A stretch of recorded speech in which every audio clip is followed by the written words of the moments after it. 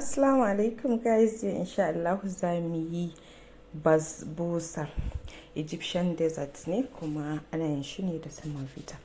Don haka in kina cikin waɗanda suke yin tuwo kawai da Semovita ya matso nan. Idan yau ku fara kallon bidiyo ina ku yi kokari ku subscribe to my YouTube channel at Safmar Kitchen, ku yi following ina Instagram at Safmar Kitchen ko kuma a TikTok at Safmar. Let's get started. Na farko muna buƙatar Semovita 3 cups, gashi nan kun ga nasa, sai kuma sugar 1 cup, sai kuma baking powder 1 tsp, sai na jujjuya, sai na zo na zuba madara 1.5 cup, sai na zo na saka oil 1 cup, tukunna sai na saka flavor 1 tsp shi ma sai na zo na jujjuya. Kun gani shikenan fa, ba wani wahala uwar gida ki rika dagewa kina danya abu mai kyau. Sai na zo na zuba decicated coconut, sai kuma na zo na saka cashew nuts. In kina da nuts din nan ma duka zaki iya sakawa, in ba ki da su zaki iya haka nan ko ki sa gyada.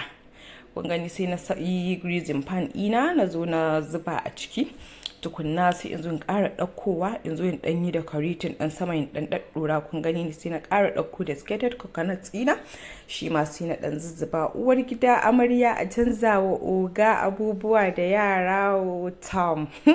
Gashi nan sai na je na gasa shi for like 20 minutes, shikenan yayi. Kun gani yawa, sai na zo za mu yi syrup. Sai na sa 1 cup of sugar, 1 cup of water, sai na matsa lemon tsami a ciki, sai na je na dora shi akan wuta ya dan dahu. In ya dahu za ku ga ya dan kauri kaɗan, in kin taba a hannunki shikenan yayi. Sai na zo na caccaka ciki, sai na zo na zuzzuba shi wannan syrup ɗin akai. Shikenan an gama, ki zo ki yanyanka yanda kike so. Gashi nan ni dai ga yanda na yanyanka nawa. Habawa kun ji daɗi, at least dai an ɗan canza Egyptian desert Basbousa.